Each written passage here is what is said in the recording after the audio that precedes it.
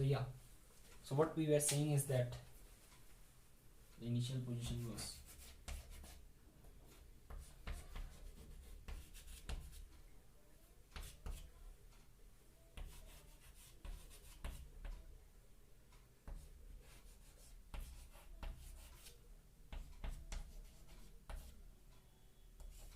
I wrote that wrong there. You know, doing algebra in mind sometimes becomes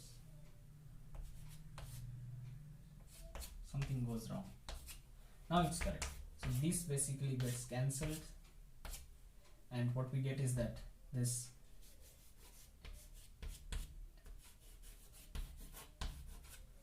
ml is equal to m del x. You see, this is the relation we get when we equate the two center of masses to be at the same position. Like we are conserving Newton's first law. Like we are following Newton's first law. So the center of mass of this photon and box system is at rest. So this is the condition for that to happen. The center of mass is at rest when this happens. ml is equal to m del x. Now you see this m del x over here and m del x over here.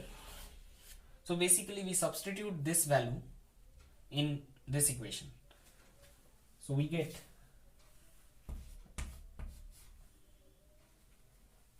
m del x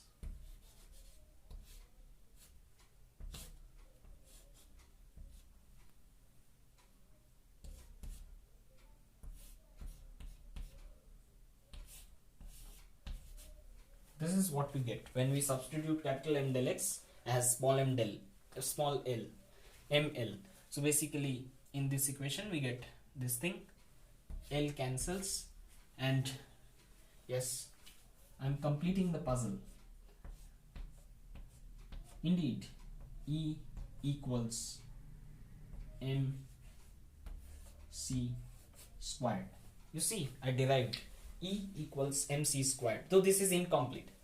The actual thing should be this.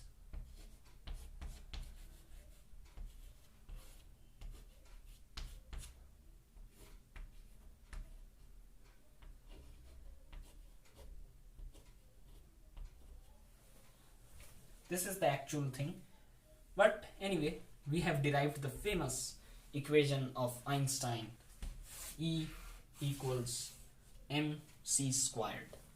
This is the definition of or you can say, sorry, the derivation of mass energy equivalence. Mass can be converted to energy, energy can be converted to mass, and yes, we can derive this same equation in hundreds of ways. There are many types of approaches and methodologies to derive this. There is a a calculus approach, a thought experiment approach, a relativistic approach, and there are many such approaches. This was based on Newtonian mechanics, and I think this was simple.